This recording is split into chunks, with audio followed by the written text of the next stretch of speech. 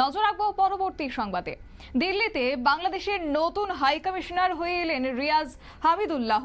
প্রায় 6 মাস ধরে সেই পদটি শূন্য ছিল যে খবর পাওয়া গেছে, এবং দিল্লির তরফ থেকে যদিও সেক্ষেত্রে সবুজ সংকেত মিলছিল না, তবে ব্যাংককে মোদি এবং ইউনূসের বৈঠকের পরে সেই জট কেটে যায় এবং তারপরে দিল্লিতে বাংলাদেশের নতুন হাই কমিশনার পদে এলেন রিয়াজ হামিদুল্লাহ। বিস্তারিত যাব, আমাদের সঙ্গে যুক্ত হয়ে গেছে প্রতিনিধি রাজীব দত্ত। রাজীব, কি বলবে?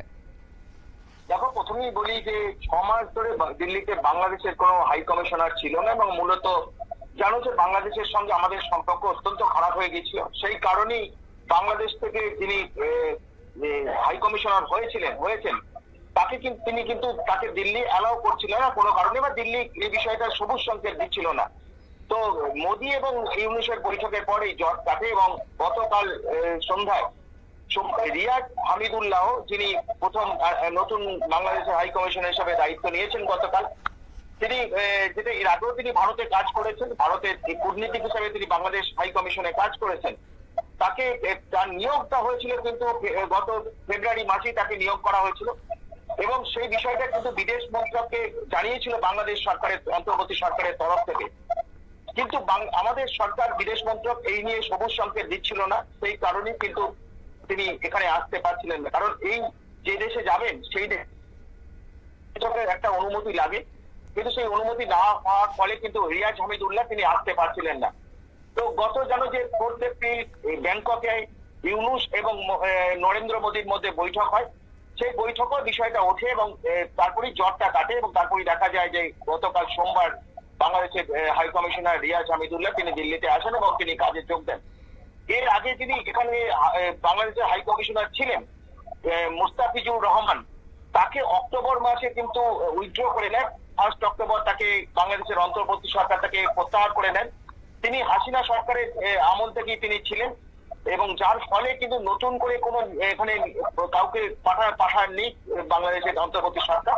এবং জানো যে অত্যন্ত খারাপ সম্পর্ক হয়ে গেছিল বাংলাদেশে, সেখানে যেভাবে মৌলবাদীরা ভারত বিরোধী স্লোগান দিচ্ছে, এমনকি বাংলাদেশের যে অন্তর্বর্তী সরকার তাদের কাজকর্ম কিন্তু বিরক্ত ছিল ভারত সরকার। তাই নতুন হাই কমিশনার আসা নিয়ে একটা অনিশ্চয়তা দেখা দিয়েছিল।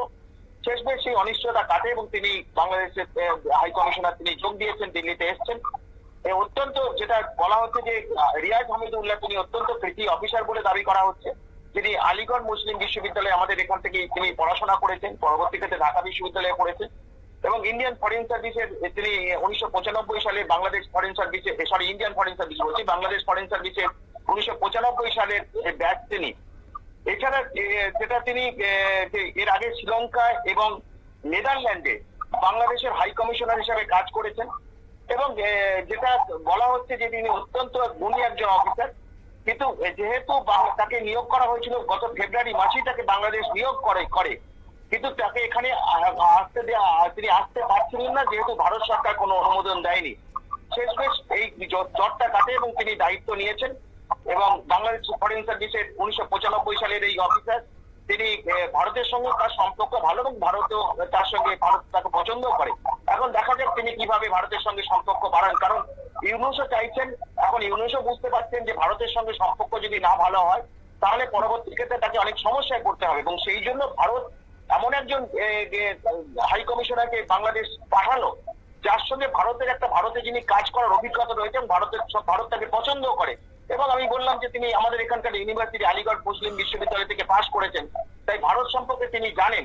সেই কারণেই কিন্তু তাকে পাঠানো হয়েছে। তাতে মনে করা হচ্ছে যে তিনি চেষ্টা করবেন বাংলাদেশের পরিস্থিতি অনুযায়ী ভারতের সঙ্গে বাংলাদেশের সম্পর্কটা আরো ভালো করতে, এবং তার আগে সবার আগে বাংলাদেশের যে পরিস্থিতি, বাংলাদেশের যে ভারত বিরোধী একটা ভাবনা, সেইটাকে পরিহার করতে হবে। এবং সেটা গত 4 এপ্রিল যে বৈঠক নরেন্দ্র মোদী এবং ইউনূসের মধ্যে হয়েছে, সেখানেও কিন্তু ভারতের তরফ থেকে এই কথাই বলা হয়েছে। ইউনূসকে যেটা পরবর্তীতে আমাদের ফরেন সেক্রেটারি বিক্রম মিস্ত্রি তিনি বলেছেন যে এই কথাটা বলা হয়েছে যে ভারতের সঙ্গে বন্ধুত্বপূর্ণ পরিবেশ তৈরি করতে হবে, সেখানে সেই আবহাওয়াটা তৈরি করতে হবে। এবং দেখা যাচ্ছে যে মৌলবাদীরা দাপিয়ে বেড়াচ্ছেন, ভারত বিরোধী স্লোগান দিচ্ছেন, এবং তারপরে তো দেখলাম ইউনূস চীনে যে কি করলেন।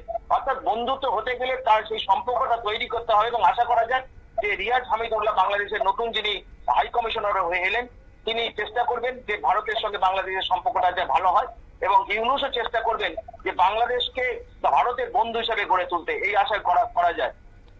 শতাব্দী। ধন্যবাদ। অর্থাৎ হামিদুল্লাহ ফেব্রুয়ারি মাসেই তিনি নিয়োগ হয়েছিলেন এবং ভারত বাংলাদেশের হাই কমিশনার হিসেবেই তাকে নিযুক্ত করা হয়েছিল, কিন্তু ভারত এবং বাংলাদেশের যে সম্পর্ক, সেই সম্পর্কের অবনতি হওয়ার কারণেই তার আশা সেক্ষেত্রে বিলম্ব হয়েছিল।